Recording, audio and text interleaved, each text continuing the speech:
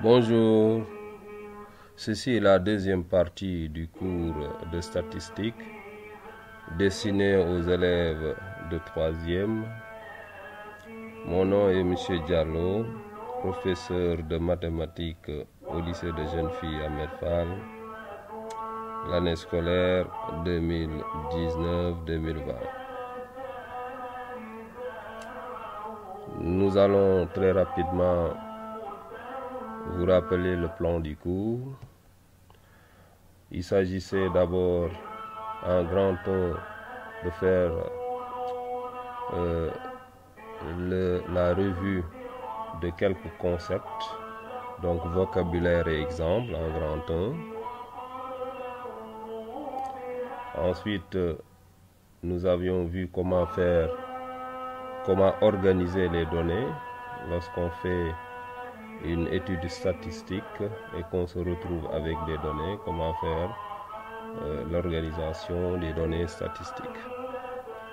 Donc en grand 2, organisation des données. Et en grand 3, nous prévoyons faire des représentations graphiques de ces données, ce que nous allons faire dans cette deuxième partie. Représentation graphique des données. Donc, dans cette partie, nous allons voir comment représenter ces données dans des graphiques. Nous allons voir 4 types de graphiques.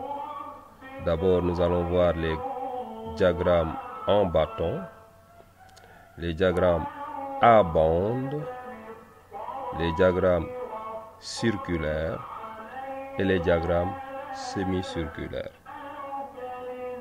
Donc nous en aurons fini avec les diagrammes. Et donc nous allons tout simplement passer après cela aux distributions groupées.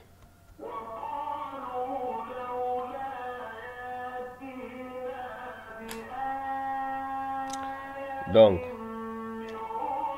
quels sont les objectifs de ce cours? Alors, à la fin de cette leçon, vous serez en mesure, en termes de savoir-faire, de représenter une série statistique par un diagramme en bâton. Vous serez aussi en mesure de représenter une série statistique par un diagramme à bande.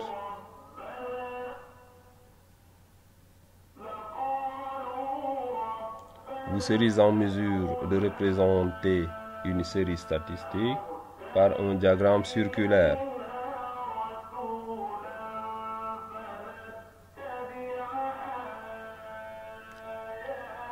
Ou bien par un diagramme semi-circulaire.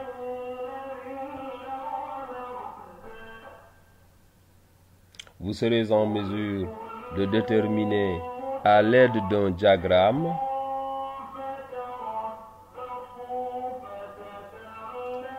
les valeurs d'un caractère, les effectifs d'une série statistique.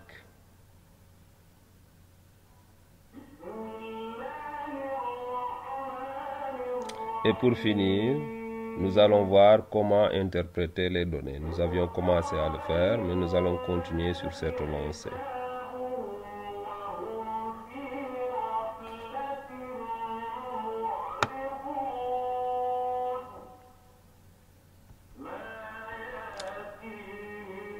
Donc nous allons faire quelques récapitulatifs.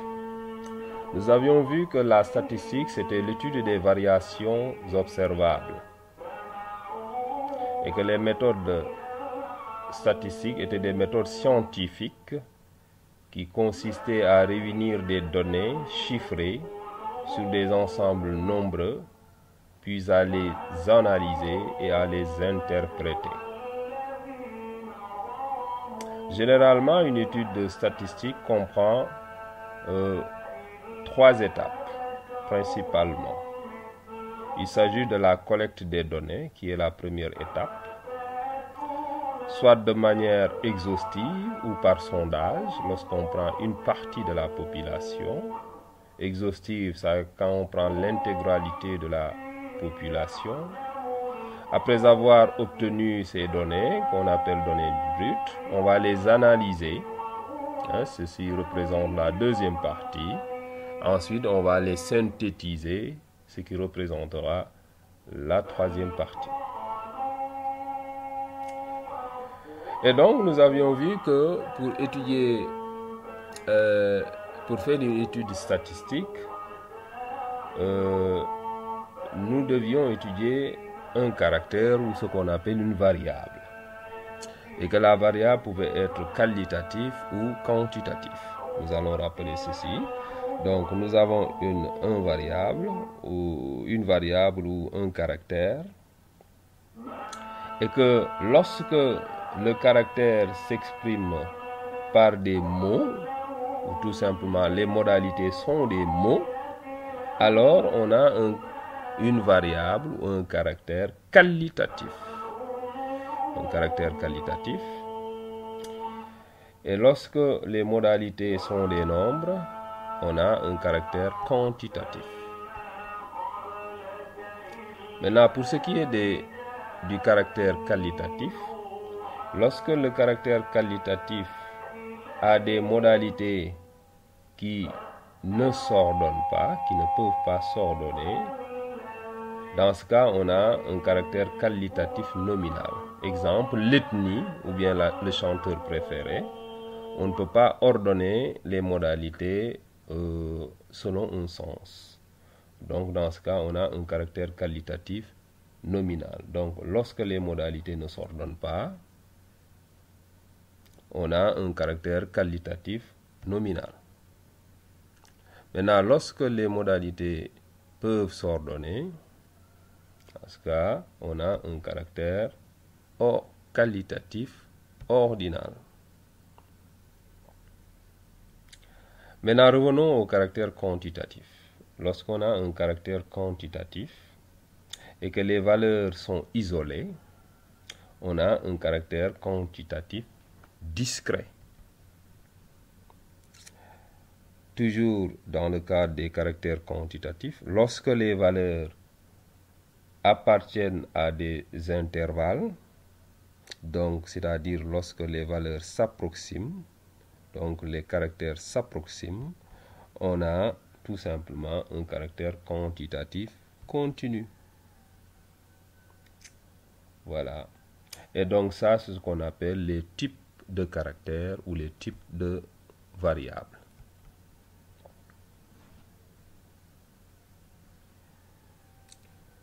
Maintenant, nous allons passer à notre sujet proprement dit. Il s'agit des représentations graphiques. Et nous allons reprendre l'exemple que nous avions pris dans la première partie, à savoir l'étude faite par le lycée Ahmed Fall sur les moyennes du premier semestre des élèves de la 3e M1A. Donc, le lycée veut étudier les moyennes du premier semestre des élèves de la 3e M1A durant l'année scolaire 2019-2020. L'enquête consiste à demander à chaque élève de la classe sa moyenne du premier semestre de l'année scolaire 2019-2020. L'ensemble des données collectées, encore non traitées et donc là, on va donner les données. Donc, nous les avions données. Donc, vous allez voir. Nous avons tout simplement les données qui s'affichent, les données qui étaient collectées.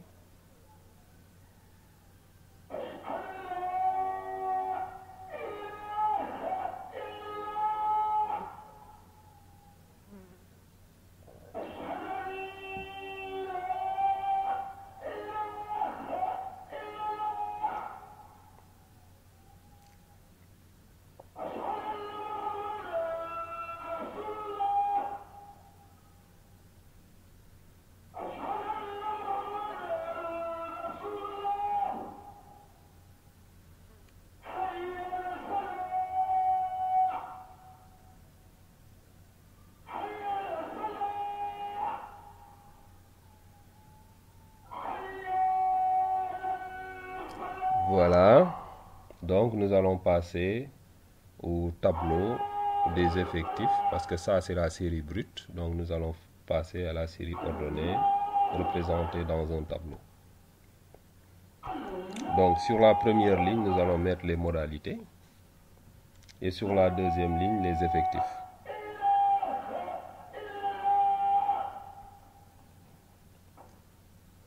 Comme modalité, nous allons ordonner ces données-là, brutes. Donc la plus petite modalité, la plus petite réponse ici, la moyenne la plus petite c'est 10. Donc plus petite modalité c'est 10.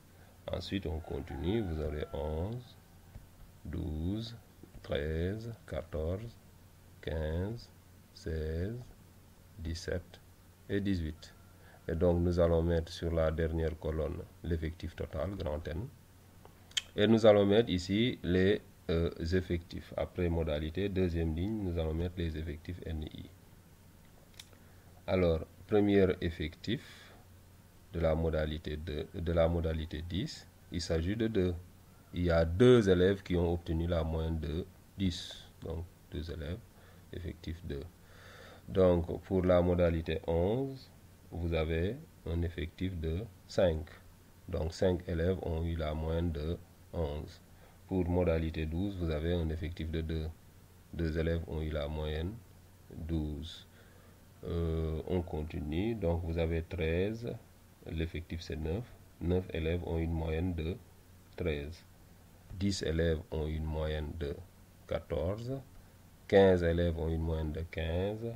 5 élèves ont une moyenne de 16. 2 élèves ont une moyenne de 17. Et 4 élèves ont une moyenne de 18. Et donc, si on fait la somme de ces effectifs-là, c'est-à-dire 2 plus 5 plus 2 plus 9 plus 10 plus 15 plus 5 plus 2 plus 4, ça va nous faire 54 qui est l'effectif total, c'est-à-dire le nombre de moyennes, le nombre d'élèves de la classe. Donc, ça fait 54. Voilà. Maintenant, on va passer aux représentations graphiques. Alors, nous avons ordonné notre série dans un tableau des effectifs et à partir de ce tableau-là, nous allons faire des diagrammes. Le premier diagramme que nous allons faire, c'est un diagramme en bâton. Diagramme en bâton. Alors, pour les diagrammes en bâton, de même que pour les diagrammes en bande, que nous verrons plus tard, vous aurez un repère. Et dans ce repère-là, vous aurez 2 axes qui seront 2 demi-droites de même origine et perpendiculaires. Et nous allons les graduer les 2 demi-droites là, les 2 axes qu'on appelle axes. La droite, la demi-droite plutôt horizontale, ce qu'on appelle l'axe des abscisses, et la demi-droite verticale, ce qu'on va appeler l'axe des ordonnées. Et généralement, l'axe des abscisses, ce sera pour les modalités, et l'axe des ordonnées, c'est-à-dire l'axe vertical, ce sera pour les effectifs. Donc, nous allons faire nos 2 axes. Et là, vous voyez bien qu'on a les 2 axes. Maintenant, entre le début, l'origine de l'axe horizontal et la première gradation, on peut mettre des coupures d'axe. Coupures d'axe, c'est-à-dire qu'on ne peut pas représenter toutes les unités. Dans ce cas, on commence par la première unité qui nous concerne ici. Il s'agit de la modalité 10. Entre 0 jusqu'à 9, on ne les représente pas. Et puisqu'on ne les représente pas, on fait une coupure d'axe. Donc, on met 2 barres, vous voyez bien, on a 2 barres qui montrent qu'on a une coupure d'axe. On a sauté cette partie-là. Et on va commencer par mettre 10, la modalité 10, 11, 12, etc. Et on mettra les modalités qui sont dans notre tableau des effectifs. Ensuite, nous allons représenter les effectifs tout simplement sur l'axe vertical. Donc, on va commencer par mettre les effectifs. Vous avez là les effectifs, effectivement. Et on s'arrête à 15, parce que le plus grand effectif dans notre tableau, c'est 15. Ensuite, nous allons représenter. Nous avions dit tout à l'heure que sur l'axe horizontal, vous avez les modalités, c'est-à-dire les moyennes. Et sur l'axe vertical, vous avez les effectifs. Donc, on va les noter. Modalité. qui sont les moyennes. Mais toujours, avant même de faire les axes, il faut faire une échelle. Il faut faire une échelle. Et l'échelle nous montre, nous dit comment on représente ces données. Alors, donc sur l'échelle, on va dire quel est le nombre de centimètres qu'on va utiliser pour représenter une unité de modalité et quel est le nombre de centimètres qu'on va utiliser pour représenter une unité d'effectif. Ok. Alors, donc, nous, l'échelle dépend de vous hein, et des données qu'on vous donne. Donc, par rapport à ces données-là, moi j'ai choisi tout simplement, avec la coupure d'axe, de faire 1 cm pour une unité de modalité, 1 cm pour une unité d'effectif. Donc pour l'échelle, vous avez 1 cm pour une unité de modalité et 1 cm pour une unité d'effectif. Alors maintenant, comment on va représenter notre graphique? Alors pour la première modalité, il s'agit de la modalité 10. Quel est son effectif? C'est 2. Donc on va représenter ceci par un bâton de longueur 2 cm. Longueur 2 cm. À partir de 10, on trace un bâton parallèle à l'axe des ordonnées et de longueur 10. Donc c'est ce qu'on va faire. Donc nous représentons notre bâton, on trace. Pour 11, on va avoir un bâton de longueur 5. Donc un bâton de longueur 5, on trace parallèlement à l'axe des ordonnées jusqu'à 5. 12, un bâton de longueur 2, parallèlement à l'axe des ordonnées jusqu'à 2. 13 de longueur 9, puisque son effectif c'est 9, donc on a une longueur de 9 cm. Donc parallèlement à l'axe des ordonnées, c'est-à-dire l'axe qui porte les effectifs. Pour 14, on a jusqu'à 10, donc un bâton de longueur 10 cm. Pour 15, on aura un bâton de longueur 15 cm. Pour 16, on aura un bâton de longueur 5 cm.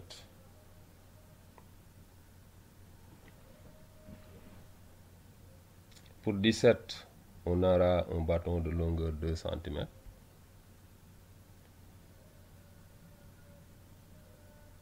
Et pour finir, pour 18, on aura un bâton de longueur 4 cm.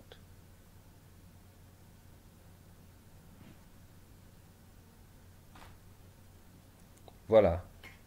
Et donc, après avoir fait notre graphique, nous avons notre graphique qui est là, qui est un diagramme en bâton. Ici, on a un diagramme en bâton des moyennes du premier semestre de la troisième année M1A du lycée Ahmed Fall, année scolaire 2019-2020.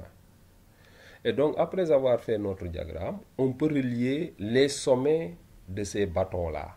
Si on relie les sommets de ces bâtons-là par une ligne, on obtient ce qu'on appelle le polygone des effectifs. Retenez bien ce mot, polygone des effectifs. Et cela signifie quoi? On va joindre ces sommets-là par une ligne. Donc, on aura cette ligne-là. Voilà. Et c'est ce qui est en blanc qu'on appelle polygone des effectifs. Polygone des effectifs. Le polygone des effectifs, c'est ce qui est en blanc. Ok.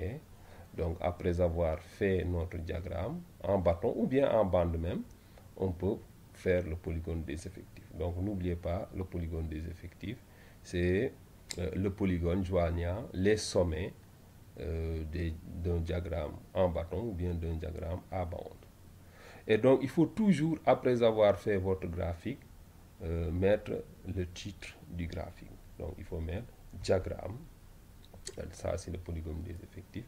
Il faut mettre diagramme en bâton des moyennes de la troisième M1A du LAF, année scolaire 2019-2020.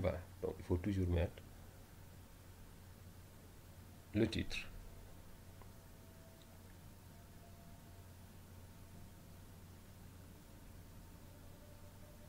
Voilà. Donc, on va passer à une représentation en diagramme en A-bande. A-bande. C'est comme un diagramme en bâton, mais sauf que ici, on ne représente pas les modalités par des bâtons, mais par des bandes. Hein. L'épaisseur est beaucoup plus large que les bâtons. Donc, on passe à la représentation graphique par un diagramme à bande. Donc, on va mettre diagramme à bande. C'est comme tout à l'heure, nous avons nos deux axes. On trace nos deux axes. On fait une coupure d'axe. Ensuite, on gradue. Graduation. Et ensuite, on gradue l'autre axe également.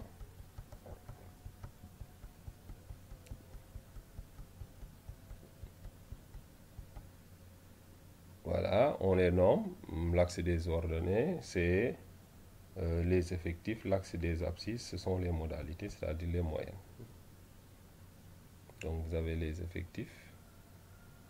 Et là, vous avez les moyennes.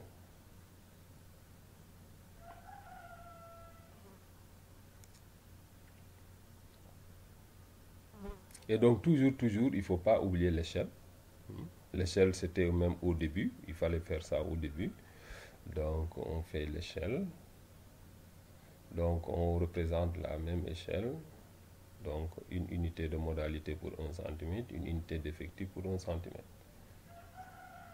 Voilà, maintenant, comment on va représenter ces modalités-là? Donc, on a les modalités 10, 11, etc.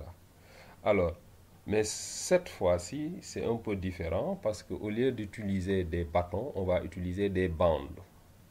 Alors, vous allez voir qu'une bande a une différence avec un bâton. Donc, il y a une épaisseur beaucoup plus large.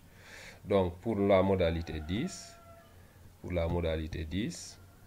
nous allons tout simplement utiliser une bande de longueur 2 cm.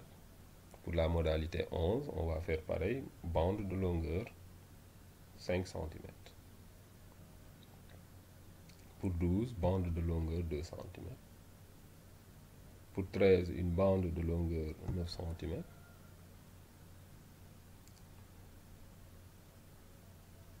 Pour 14, une bande de longueur 10 cm.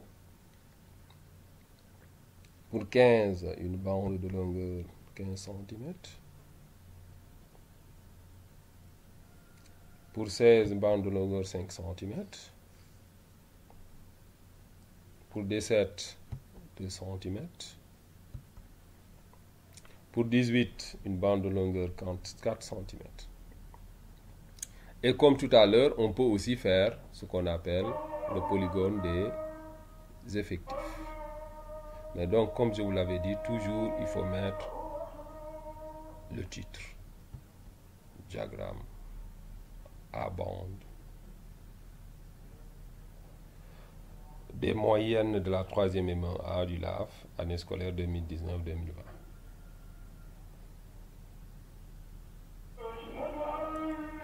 Maintenant, on va passer à une autre représentation graphique, c'est les diagrammes circulaires.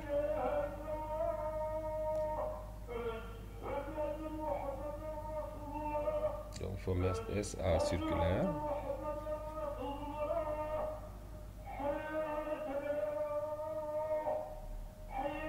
Et donc, nous allons représenter sur la première ligne les modalités.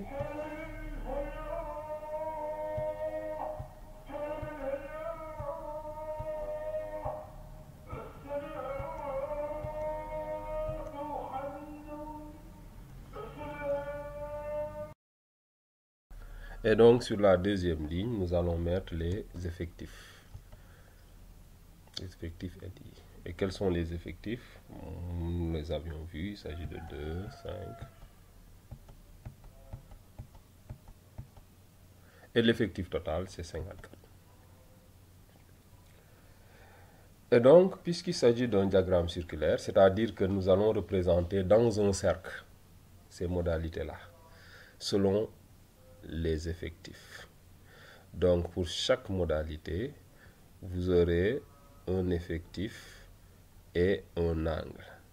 Et l'angle, c'est la proportionnelle à son effectif. L'angle est proportionnel aux effectifs. Voilà. Donc, ici, ce que nous allons faire, nous allons représenter sur une quatrième ligne des angles que nous allons déterminer. Troisième ligne plutôt, des angles. Donc, troisième ligne, nous allons mettre les angles.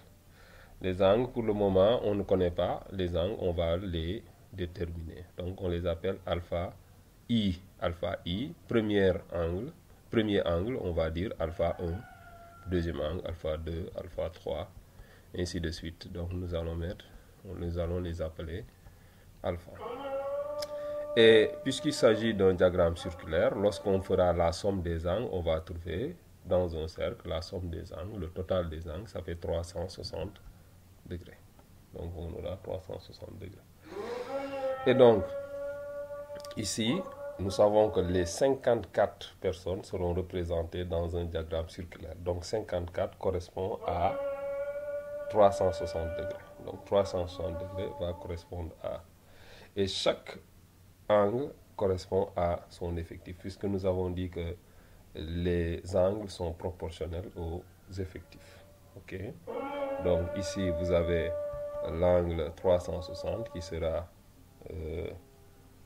proportionnel à 54. Donc, alpha I et NI seront aussi proportionnels. Donc, si on veut déterminer les effectifs, donc on aura deux formules ici. Une formule qui nous permet de déterminer les angles si on a les effectifs, mais aussi une autre formule qui va nous permettre de déterminer les effectifs si on a les angles. Si on a un diagramme circulaire et qu'on retrouve les angles, on peut déterminer à partir de là les effectifs de cette série.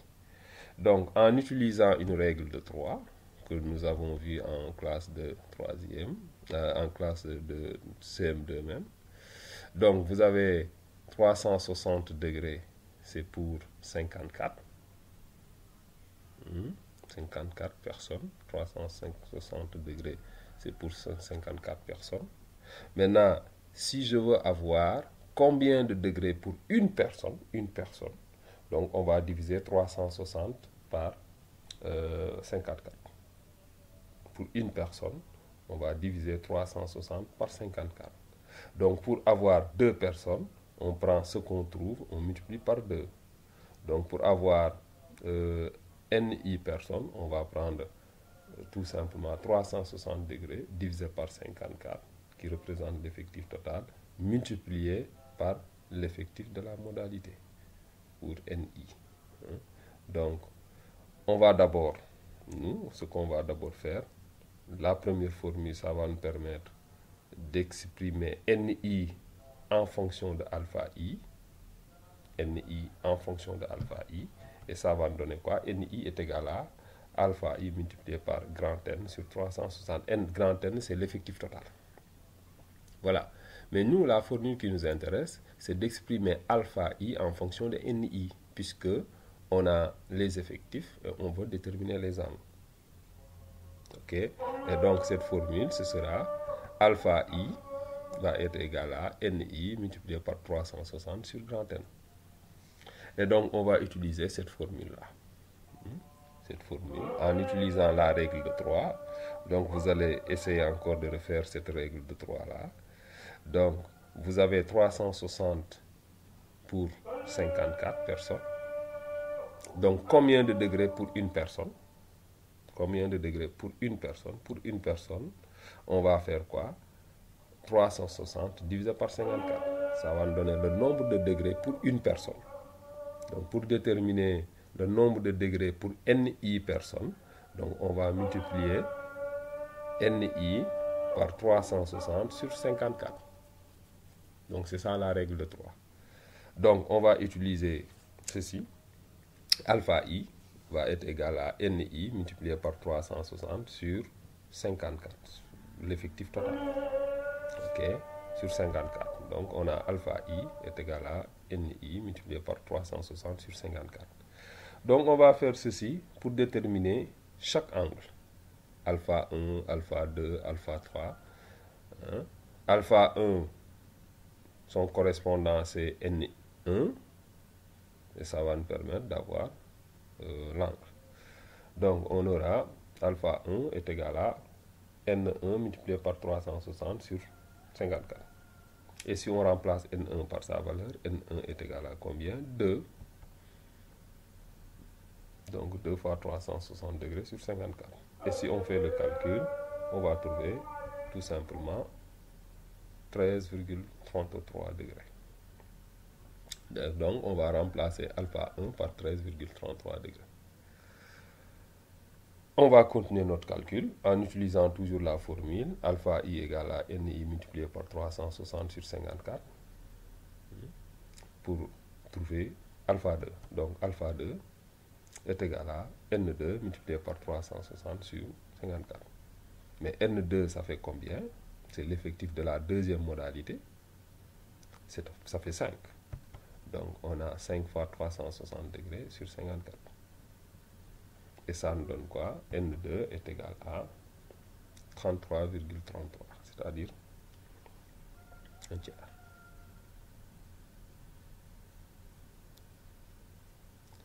Maintenant, on va passer à alpha 3. Alpha 3, voilà, on remplace alpha 2 par sa valeur, on passe à alpha 3. Alpha 3, ça fait toujours la formule N3 multiplié par 360 sur 54, qui est l'effectif total. Mais N3, ça fait combien? Ça fait 2. Donc, on remplace alpha 3 par 2. Et ça va nous donner, on a fait tout à l'heure le calcul, ça fait 13,33. Et on remplace alpha 3 par sa valeur. On passe à alpha 4. Alpha 4, ça fait N4, 360 sur 54 degrés. Alors, alpha N4, ça fait combien? N4, ça fait 9. Donc, on remplace N4 par 9. Et si on fait le calcul, on trouve tout simplement 60 degrés. Donc, on remplace N4 par 60. On continue. Alpha 5. Alpha 5, ça fait N5 multiplié par 360 degrés sur 54. Et si on remplace N5 par sa valeur, N5 ça fait 10. Et donc ça fait 10 fois 360 sur 54. Et si on fait le calcul, on va trouver tout simplement 66. Et donc ici vous avez alpha 5 qui est 66, I est égal à 66,67 degrés. On remplace. Et maintenant on passe à alpha 6. Alpha 6 N6 multiplié par 360 sur 54. On remplace N6 par sa valeur. Donc alpha 6 est égal à 15 fois 360 sur 54. Et si on fait le calcul, on trouve 100 degrés. Donc on remplace alpha 6 par 100 degrés. On passe à alpha 7. Alpha 7, ça fait N7 fois 360 degrés sur 54. N7, ça fait 5. Et si on remplace, cela va nous donner tout simplement N7 est égal à 33,33 degrés. Je remplace. N8, pareil. N8, alpha 8 plutôt. N8 multiplié par 360 degrés sur 54. Et si on remplace N8 par sa valeur, on va tout simplement obtenir 2 fois 360 sur 54. Et cela va nous donner tout simplement 13,33. Pour alpha 9, on remplace alpha 8 par sa valeur. Et pour finir, alpha 9, ça fait N9 multiplié par 360 degrés sur 54. On remplace N9 par 4. Et on fait le calcul et on trouve tout simplement 26,67. Mais ici, nous avons pris 2 chiffres après la virgule. Mais ça va être difficile avec un rapporteur parce que nous devons représenter ceci dans un cercle en utilisant le rapporteur. Donc ça va être difficile de faire cette représentation graphique avec 2 chiffres après la virgule. Donc ce qui fait que nous allons tout simplement, à défaut de l'arrondir à l'unité, nous allons arrondir ces angles-là au dixième près. Au dixième près, parce que ça nous permettra tout simplement de pouvoir le faire avec le rapporteur. Donc on va arrondir ces angles au dixième près. Donc au lieu d'avoir 13,33, on va prendre 13,3. Donc c'est ce que nous allons faire. Ok, donc 13,3. Alors nous allons arrondir à l'unité. Nous arrondissons ceci. En 60, c'était déjà fait.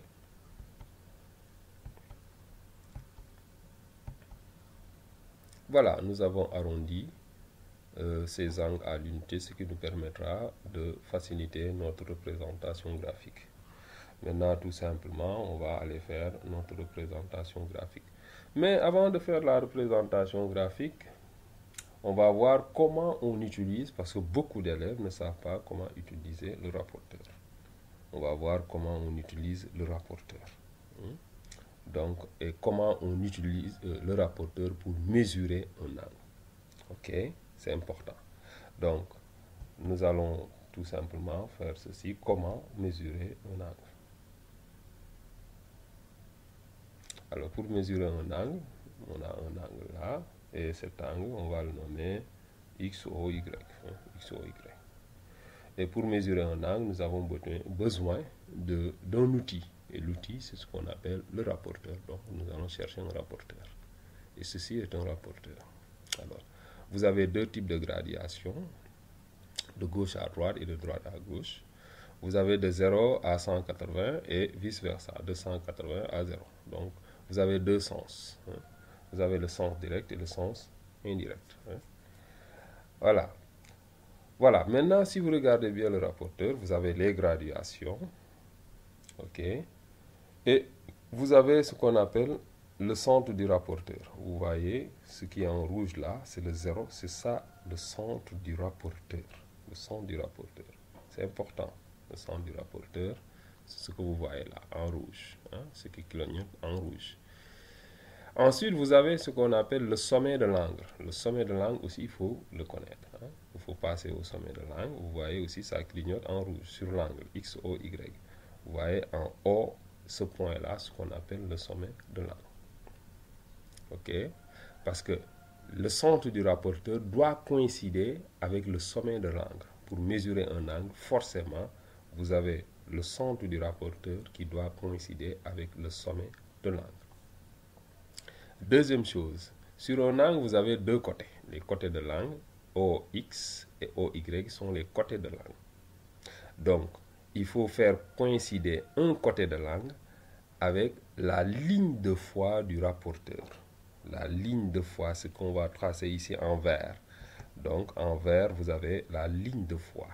C'est cette ligne-là qui quitte 0 pour rejoindre l'autre 0 ou 180. OK? C'est cette ligne-là. Et cette ligne doit toujours coïncider avec un côté de l'angle. Et la gradation, les graduations, doit être entre les deux côtés de l'angle. Entre les deux. Il doit être entre les deux. Pas en dehors des deux, mais entre les deux. OK? Donc, nous allons glisser tout simplement notre rapporteur sur un côté, de sorte que la ligne de foi coïncide avec un côté et que le sommet de l'angle coïncide avec le centre du rapporteur. C'est important. C'est vraiment important parce que si vous ne le faites pas comme ça, vous risquez de ne pas bien faire votre graphique. Voilà. Et vous voyez, vous avez une parfaite coïncidence. Ça correspond, parfaite correspondance entre les deux. Et là, on peut mesurer. Voilà, si on regarde bien ici, notre angle mesure combien? Vous avez 0, 10, 20, 30, c'est jusqu'à, ce n'est pas encore arrivé à 35, on est à 34. Donc on a un angle de 34 degrés. Donc c'est comme ça qu'on mesure un angle. Attention. Alors maintenant, on va passer à notre représentation graphique. Alors donc, nous avons un diagramme circulaire. Voilà. Donc, pour le diagramme circulaire, il suffit tout simplement de tracer d'abord un cercle. Première chose, on trace un cercle. Et à partir de là, on trace un rayon, n'importe quel rayon. Un rayon. Là, on a un rayon. Et à partir de ce rayon-là, on va mesurer des angles. À partir de ce rayon-là. Parce qu'on a un côté de l'angle. Maintenant, on va chercher les autres côtés de l'angle. OK? Mais pour cela, on a besoin du rapporteur. Donc, on prend notre rapporteur. Voilà. Et avec notre rapporteur, on fait coïncider, comme tout à l'heure, on l'a dit, le centre du rapporteur avec le sommet de l'angle. Et de sorte que les gradations soient entre les deux côtés de l'angle.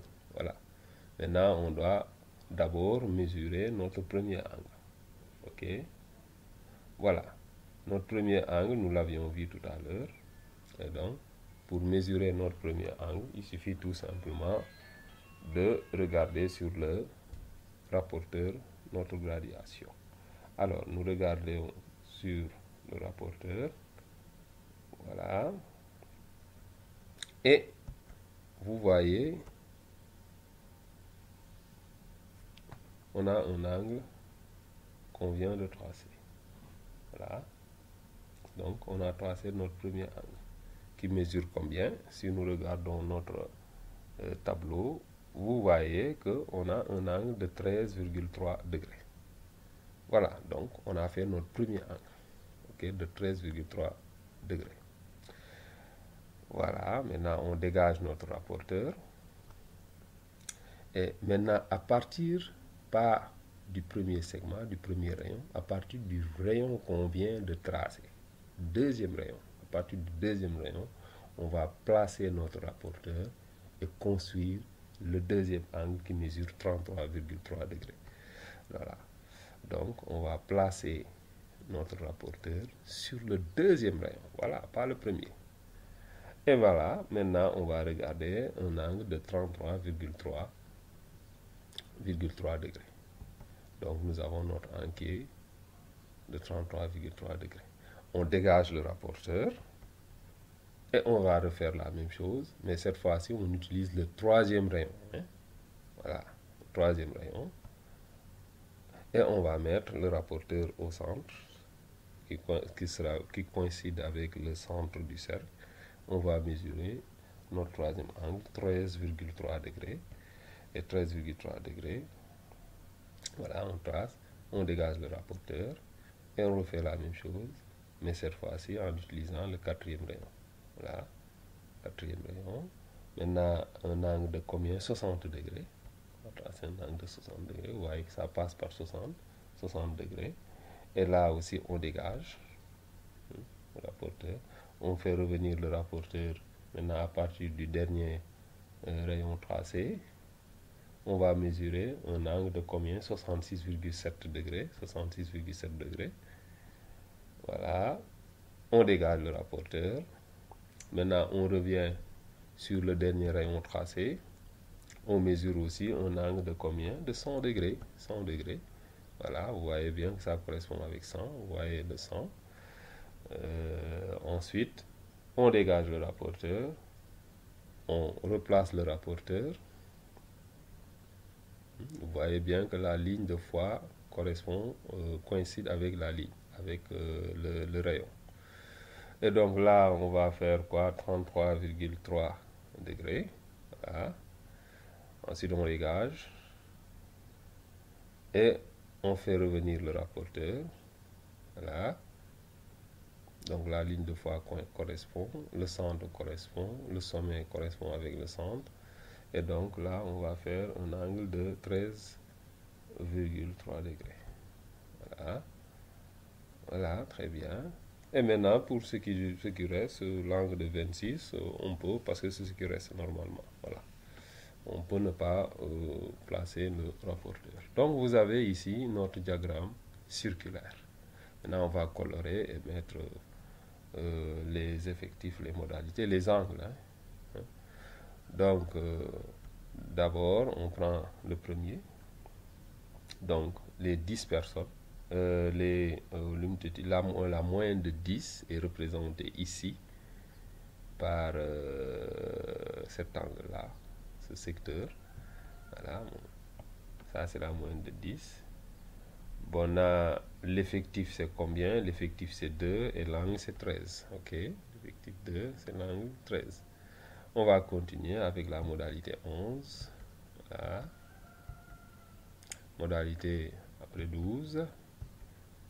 L'effectif c'est 2, l'angle c'est 13,3. Ensuite, modalité 13, l'effectif c'est 9, l'angle 60 degrés.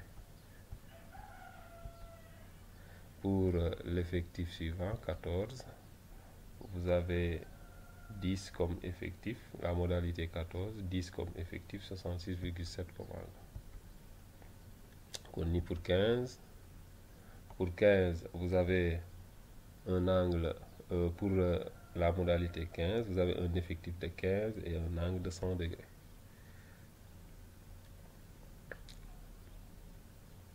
Pour la modalité 16, c'est pareil. Vous avez un effectif de 5 et un angle de 33 degrés. Modalité 16.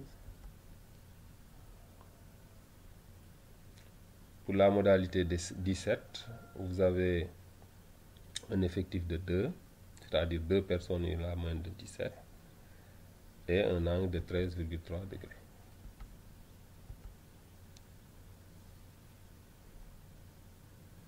Et pour finir, la modalité 18, vous avez un effectif de 4 et un angle de 26 degrés. Et donc toujours, je vous l'avais dit, il faut mettre le titre, diagramme circulaire.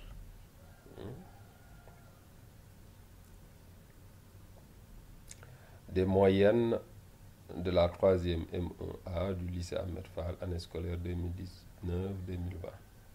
Donc vous avez un diagramme circulaire. Voilà, vous avez votre diagramme circulaire. Donc c'est comme ça.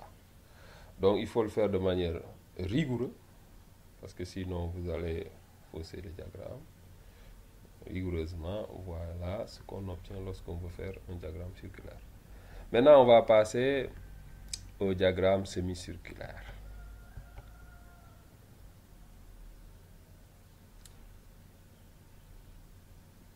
C'est à peu près pareil, sauf que ici, au lieu d'avoir un cercle entier, nous aurons un demi-cercle. Donc ce sera la moitié de ce qu'on a fait tout à l'heure. La moitié des angles, c'est ce qu'on va trouver, puisqu'il s'agit de la même série statistique. Donc en première ligne, vous aurez les modalités, deuxième ligne des effectifs, troisième ligne les angles. Mais sauf que ici, la somme des angles, au lieu d'être égale à 360 degrés, va être égale à 180 degrés. Et nous aurons à faire aussi les proportionnalités, parce que les effectifs seront proportionnels aux angles. Donc première ligne, vous avez les modalités. On va mettre les différentes modalités. 18 est l'effectif total. Et pour ce qui est des effectifs, donc on va mettre effectifs, on a les effectifs. Alors les effectifs, nous les connaissons maintenant. Et maintenant l'effectif total, ça fait 54. Et les angles sont représentés. Là aussi, on va mettre alpha 1, alpha 2, alpha 3. Oui. Donc on a les angles. Donc alpha 1, alpha 2, alpha 3, alpha 4, 5, 6, 7, 8, 9.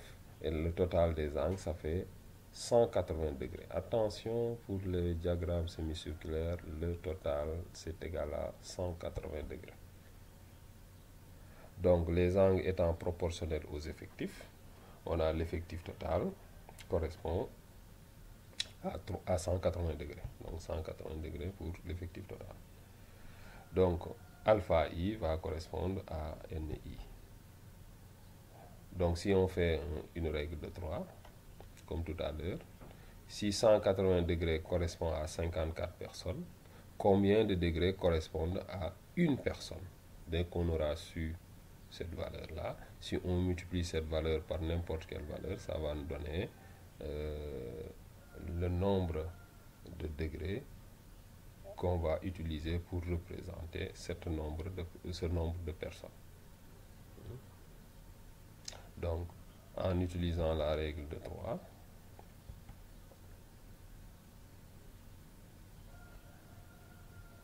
Donc là aussi, comme tout à l'heure, on peut exprimer NI en fonction de alpha I. Ça va nous donner alpha I multiplié par N sur 180 degrés au lieu de 360 degrés. Mais ici, puisqu'il s'agissait de déterminer des angles, on va exprimer alpha I en fonction de NI. OK? Toujours en utilisant la règle de 3 ou bien en utilisant tout simplement cette égalité-là, on aura alpha I, ça fait NI multiplié par 180 sur grand N.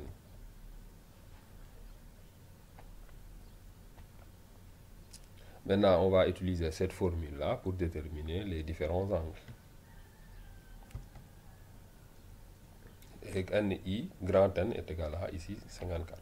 OK. Alors, alpha 1 égale N1 multiplié par 180 sur 54. N1 égale combien? 2. Donc, on remplace N1 par 2. Et ça va nous donner combien? Ça nous donne tout simplement 6,67. Donc, on remplace alpha 1 par 6,67. On passe à alpha 2. Alpha 2, ça fait N2 multiplié par 180 sur 54. Mais N2 égale combien? 5. Donc, on remplace par 5. On fait le calcul et on trouve tout simplement 16,67. On remplace alpha 2 par 16,67. On passe à alpha 3 qui est égal à N3 multiplié par 180 sur 54. Mais N3 égale 3, égale combien? C'est-à-dire N3 c'est l'effectif de la troisième modalité. Troisième modalité, première modalité c'est 10, deuxième modalité c'est 11, troisième modalité c'est 12. Donc l'effectif c'est égal à 2. Donc on remplace N3 par 2. Donc on aura tout simplement alpha 3 égale 2 fois 180 sur 54. Si on fait le calcul, on va trouver tout simplement 6,67. On remplace alpha 3 par 6,67. On continue. Alpha 4 égale N4 multiplié par 180 sur 54. On remplace N4, c'est-à-dire l'effectif de la quatrième modalité, qui est égal à 9. Et donc, on fait le calcul et on se retrouve tout simplement avec 30 degrés pour alpha 4. Alpha 5, N5 multiplié par 180 sur 54.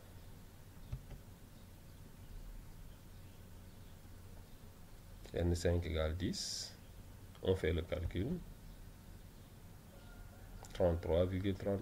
On remplace alpha 5 par 33,33. On continue. Alpha 6. Voilà. On remplace N6. Ça fait combien? Regardez sur le tableau.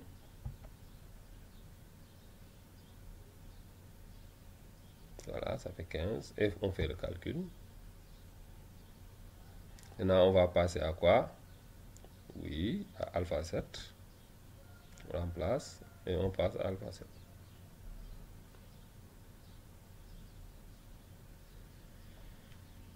Alors, N7 égale combien? On regarde sur le tableau. Égale 5. On fait le calcul. 16,67. On remplace alpha 8.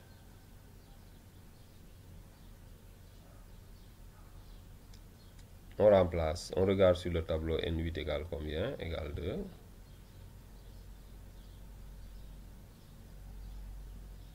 On fait le calcul. 6,67. Et on remplace alpha 8 sur le tableau. Alpha 9 égale N9 égale combien? On regarde sur le tableau. Égal à 4. On remplace. On fait le calcul. Et on remplace alpha 9 par sa valeur. Et donc, si nous faisons la somme de ces valeurs-là, nous allons trouver 180 degrés. Voilà. Donc, maintenant, ce qu'on va faire, on va arrondir parce que les deux chiffres-là, comme ce que nous avions dit tout à l'heure, on arrondit. À défaut d'arrondir ces valeurs-là à l'unité près, c'est-à-dire sans chiffre après la virgule, on les arrondit au dixième près, c'est-à-dire un chiffre après la virgule. Voilà, ce qui va faciliter notre représentation. À présent, nous avons arrondi et nous pouvons faire notre représentation. Présentation graphique. Alors, pour ce qui est de l'arrondi, tantôt selon le chiffre qui vient, on fait par excès ou par défaut. Dès qu'on ne dépasse pas 5, on fait ça, on arrondit par défaut. Mais dès qu'on dépasse 5, on arrondit par excès.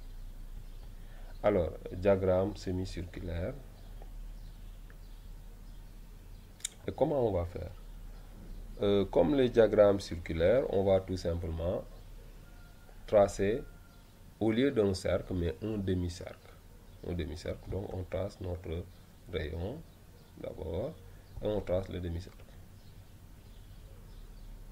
Et à partir de ce demi-cercle-là, on va utiliser notre rapporteur pour construire les angles. Donc, nous avons notre rapporteur et nous plaçons le rapporteur. Ok, la ligne de foi coïncide bien avec ce diamètre. Le centre coïncide avec le centre du cercle, le centre du rapporteur avec le centre du cercle. Ok, et maintenant on va mesurer notre premier angle. Notre premier angle ici est représenté par combien?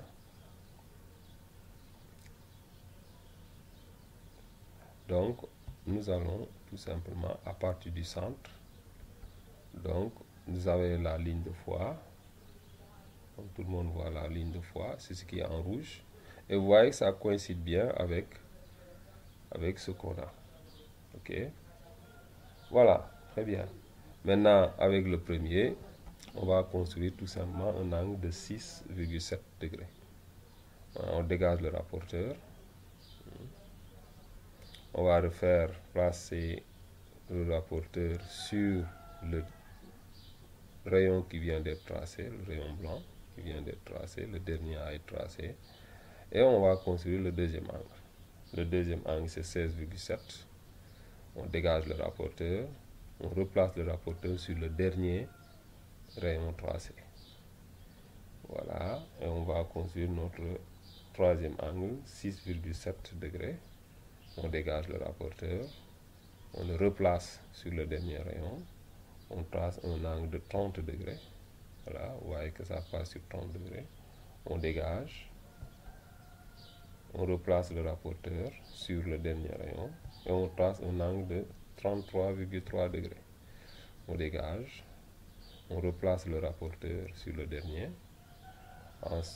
rayon. Ensuite, on trace un angle de 50 degrés. Voilà, vous voyez que ça passe sur 50. On dégage. On replace le rapporteur et on trace un angle de 16,7 degrés. On dégage. Et on replace le rapporteur et on trace un angle de combien? 6,7 degrés. Et pour finir, le reste, c'est un angle de 13 degrés. Voilà, on dégage. Et là, on peut faire notre mise en forme. Voilà. Donc, on va colorer et mettre les effectifs et les modalités. Et le titre pour finir. Donc, pour le premier, on a la première modalité, c'est 10. Et quels sont les effectifs? C'est 2 et l'angle 6,7 degrés. Voilà. On va faire pareil avec les autres secteurs. Donc, chaque modalité est représentée par un secteur. Le deuxième secteur, c'est le secteur qui représente la modalité 11.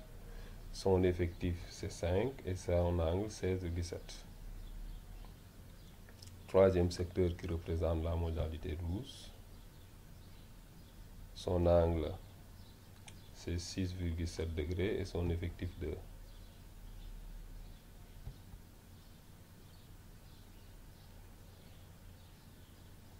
Secteur suivant, c'est le secteur qui représente la modalité 13. Effectif 9, angle 30. Modalité suivante, 14. Le secteur là représente la modalité 14. Effectif 10, angle 33,3 degrés. Secteur suivant, c'est le secteur qui représente la modalité 15. Son angle, c'est 50 degrés, son effectif, c'est 15. La modalité 16 est représentée par le secteur là. Son effectif, c'est 5, son angle, 16,7 degrés.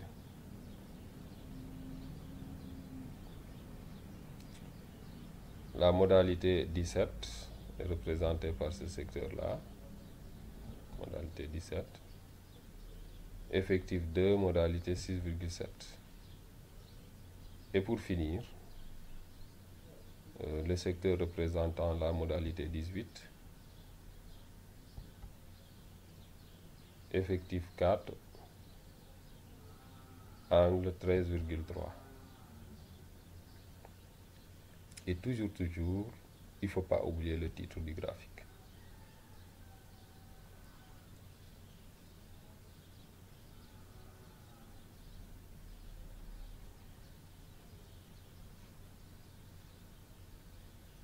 Voilà, donc vous avez le graphique. Ok, on a notre graphique. Maintenant, nous allons déterminer les modalités et les effectifs à partir d'un graphique. Ok, on a un graphique. On ne donne pas les modalités, on ne nous donne pas les effectifs dans un tableau, mais dans un graphique. Et nous devons représenter ceci dans un tableau. Donc, nous allons tout simplement, vous avez le graphique qui est là. Et vous regardez sur l'axe des abscisses, vous avez les modalités. On peut lire les modalités. On voit quoi? 45, 46, 47, 48, etc. jusqu'à 55. Et sur l'axe des effectifs, vous voyez 0, 1, 2, 3, jusqu'à 10. Ok.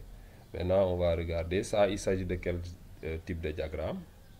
On a un diagramme en bâton. Diagramme en bâton. Et donc, on va devoir déterminer le tableau des effectifs. Donc, on va faire un tableau. Ça peut être horizontal ou vertical. Cette fois-ci, on va changer un peu pour faire un tableau vertical. Donc, nous allons mettre les modalités. Nous lisons sur l'axe des abscisses les modalités. C'est l'axe horizontal. Vous voyez, vous lisez quoi? Vous avez 45. Oui, on connaît 46, 47, 48, 49, 50, 51, 52, 53, 54 et 55. Mais généralement, sur la ligne ou la colonne qui contient les modalités, après la dernière modalité, on met l'effectif total. Donc, on va mettre grand N. Et maintenant, pour ce qui est des effectifs, il faut lire sur l'axe des ordonnées. Donc, pour la modalité 45, ça monte jusqu'où? Jusqu'au niveau de 1. Donc, son effectif, c'est 1. Pour 46, ça monte jusqu'à, là, on voit 1, ça dépasse 1, ça dépasse 2, ça va jusqu'à 3. Donc, c'est 3. Pour 47 plutôt, on est jusqu'à 2. Donc, on a 2. Pour 48, on a 4. Pour 49, on a 10. Pour 50, on a 7. Pour 51, on a 5. Pour 52, on a 2. 53, nous avons 3. 54, nous avons 1. Et 55, vous avez 2. Et si on fait le total, on trouve tout simplement 38. Ok. Donc, on a un effectif. Donc, à partir de ce graphique-là, on a pu reconstituer le tableau des effectifs. Et on a un tableau des effectifs déterminé à partir d'un graphique. Donc, il faut savoir aussi passer d'un graphique à un tableau des effectifs et d'un tableau des effectifs à un graphique. Donc, nous allons passer à un autre exemple où on a un autre diagramme à utiliser pour déterminer le tableau des effectifs. Donc, détermination des modalités des effectifs à partir d'un diagramme. Donc, vous avez ce diagramme-là. Et ça, c'est plus clair parce que vous avez des pointillés qui nous indiquent à chaque fois quel est l'effectif. Donc vous avez les effectifs et vous avez là, il s'agit de notes. Les modalités sont des notes. Donc quels sont les types de notes qu'on a? On a 8, 9, 10, 11, 12, 13, 14, 15. Et vous avez les effectifs. Donc on fait un tableau, mais cette fois-ci, au lieu de faire un tableau horizontal, vertical, on fait un tableau horizontal. Sur la première ligne, on va mettre les modalités, c'est-à-dire les notes. Donc les types de notes, c'est 8, 9, 10 jusqu'à 15. 8, 9, 10, 11, 12, 13, 14, 15. Et toujours sur la dernière colonne, on va mettre l'effectif total. Et maintenant, sur la deuxième ligne, on va mettre les effectifs. Premier effectif, donc pour 8, vous voyez, vous lisez combien? C'est un diagramme en bande. Ça va monter jusqu'à quoi? Ça monte jusqu'à 2. Donc effectif 2. 9, ça monte jusqu'à 5, effectif 5. 10, ça monte jusqu'à 2, effectif 2. 11 jusqu'à 2. 12 jusqu'à 3. 13 jusqu'à 2. 14 jusqu'à 7. Et pour finir, 15 jusqu'à 2. Et donc, si on fait le total, on se retrouve avec un effectif total de 25. OK? Donc, on a pu, à partir d'un graphique, reconstituer le tableau des effectifs. OK? Voilà. Maintenant, on va terminer avec le dernier. Le dernier, c'est-à-dire lorsqu'on a un diagramme circulaire. À partir de ce diagramme circulaire-là aussi, on va essayer de déterminer le tableau des effectifs. Voilà. Donc, on va passer à une représentation graphique où on va déterminer les effectifs et les modalités à partir d'un diagramme circulaire.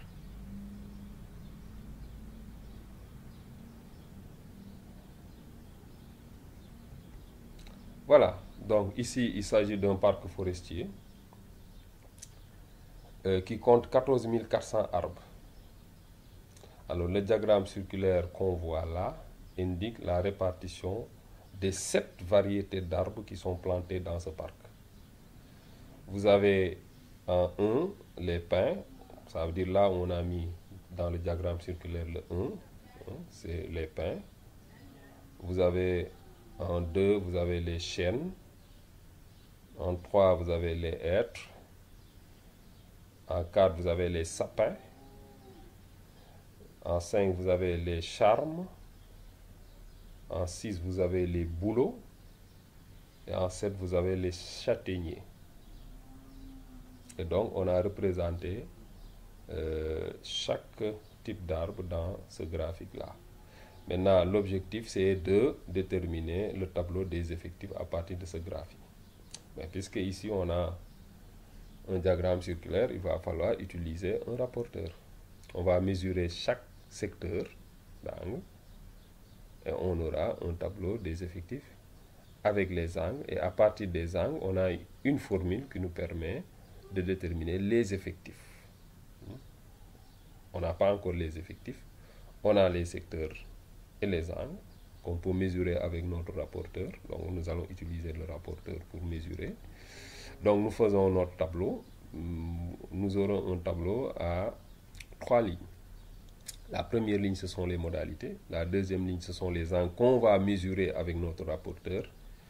Et la troisième ligne, ce sont les effectifs qu'on va déterminer avec un calcul en utilisant les angles. OK? Donc, modalités, on voit ici les modalités. Il s'agit de quel type de caractères? C'est des caractères qualitatifs. Parce qu'il s'agit, les modalités ici sont des mots. Ce ne sont pas des nombres. Caractères qualitatifs. Mais puisqu'on ne peut pas les ordonner, on va dire que c'est un caractère qualitatif nominal.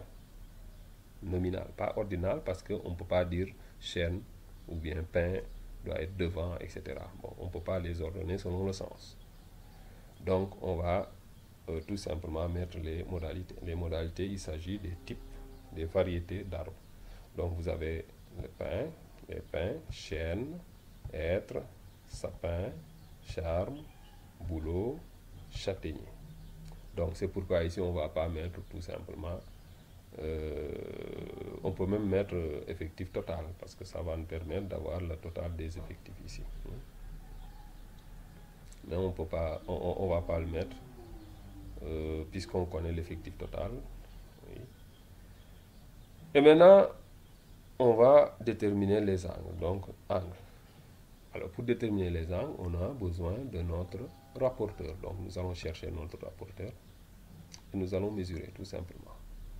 On mesure le premier. On mesure combien de degrés? Voilà, nous mesurons 30 degrés.